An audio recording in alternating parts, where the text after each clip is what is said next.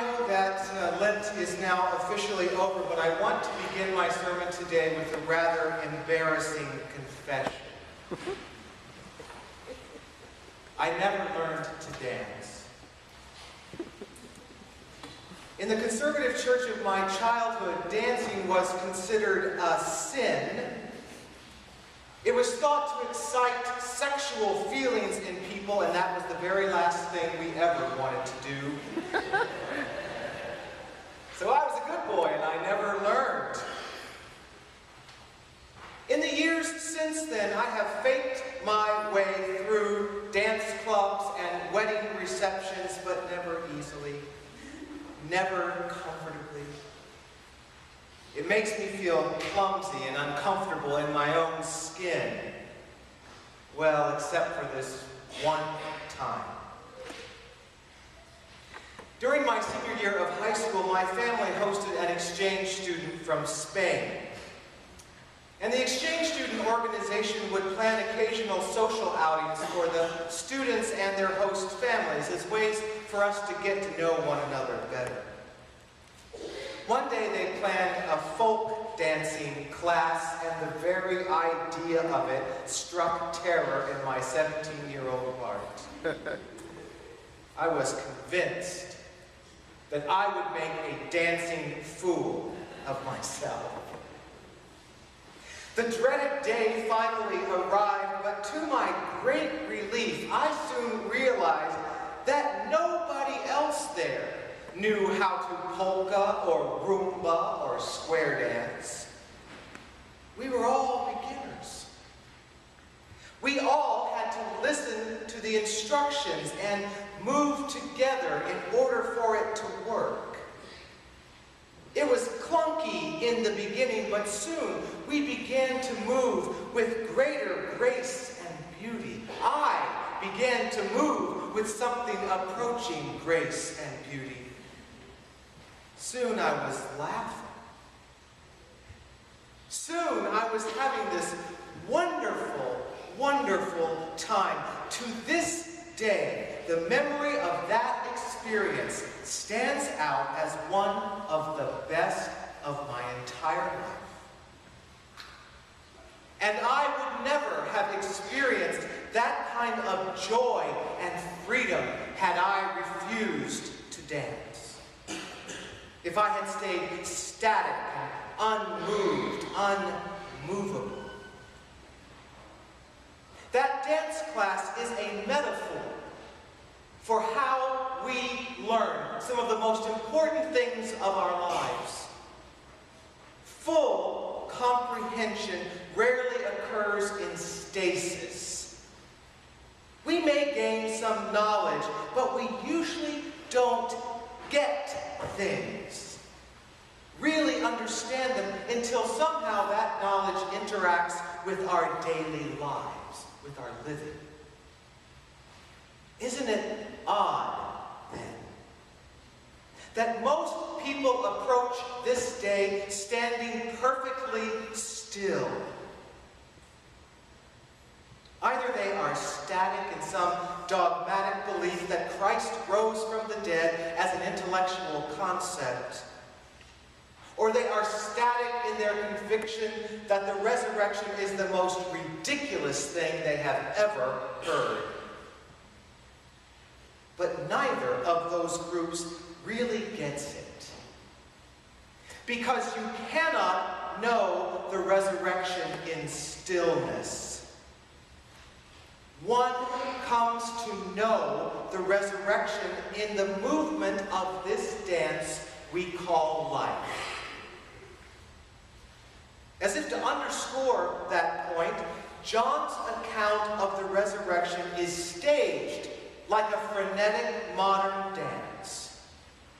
Of all of the gospel accounts, John's is the most dramatic. It has the most movement. The story development is full of swift and surprising changes. And it is precisely in those rapid changes and movements that the resurrection becomes real to a woman named Mary. while it was still dark, before the sun broke the horizon, Mary Magdalene went to the tomb all by herself. When she arrived, she saw that the stone had been rolled away from the entrance, and because she was not looking for the resurrection, she feared the worst. Grave robbers. And so she ran to tell Peter and this other unnamed disciple, "They have taken the Lord's body away." Peter and the other disciple raced one another to get to the tomb. The unnamed disciple, perhaps younger, perhaps stronger, he arrived first. He looked in the tomb but didn't go in. Peter arrived and did go in. But what he found there gave no evidence of robbery. Grave robbers would not have wasted time unwrapping a corpse from its shroud. Yet the shroud was still there. And grave robbers would not have taken the time to take the face cloth off of Jesus and neatly fold it and put it in another part of the tomb, and yet there it was. So it wasn't grave robbers. And yet they still did not suspect the resurrection. They weren't looking for it. And not knowing what else to think, these two boys went home, leaving a grieving Mary Magdalene there all by herself. Poor Mary, whose grief was now tripled. The grief of death, the awful grief of a missing body, and the grief of being abandoned by her supposed friends in the dark, in a graveyard. It was too much. She broke down and cried. And as she wept, she looked once again into that tomb. But this time it wasn't empty. John says that there were two angels in there dressed in white, one sitting at the head and one at the foot of the slab where the body had been. And isn't it interesting that Mary is too distressed to even notice their otherworldly appearance? When asked why she is weeping, she didn't ask who or what they were. She simply repeated her sad tale.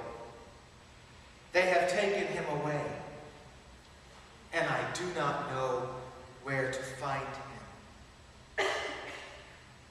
Suddenly, in the midst of that conversation, in the midst of grieving, right in the middle of doing something else, of bending over to look inside a tomb, Mary felt a presence behind her.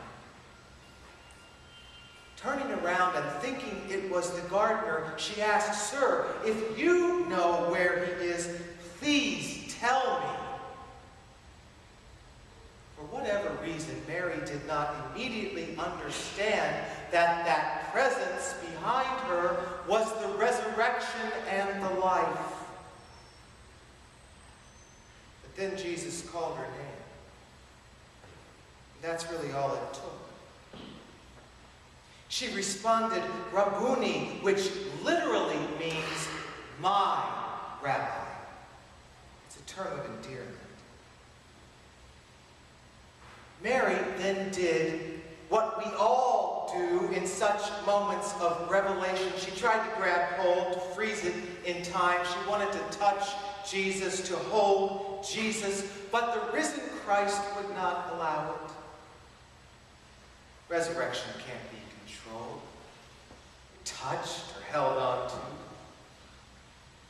"Go and tell the others what you have seen," he said. And she did, telling everybody who would listen, "I have seen the Lord." In those short verses, 18 verses, the characters run and weep and bend over and turn around. They are startled. They are surprised. They are flabbergasted. They are confused. They are us. They are us. On that first Easter day, they were living the same kind of frenetic lives that we do.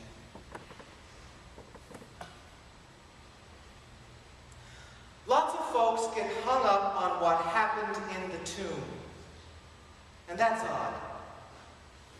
Since all four Gospels make a point of not telling us what happened in the tomb, what happened in the tomb stays in the tomb.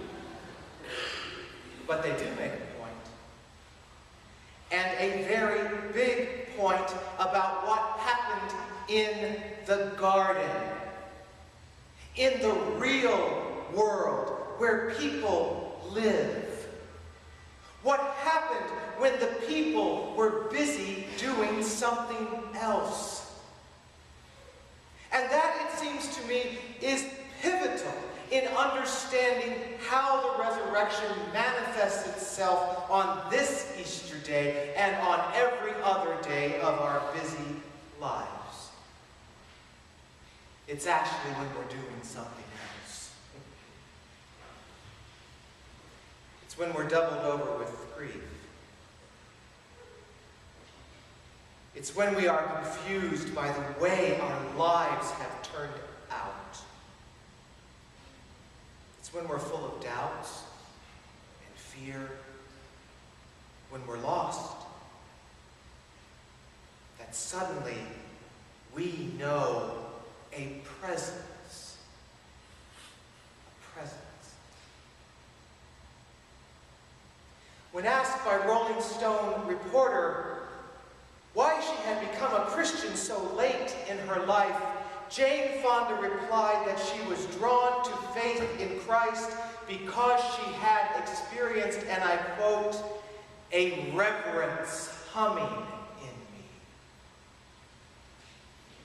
That presence, that reverence that hums in us, that solace, that strength, that joy that comes to us unbidden when we're doing something else.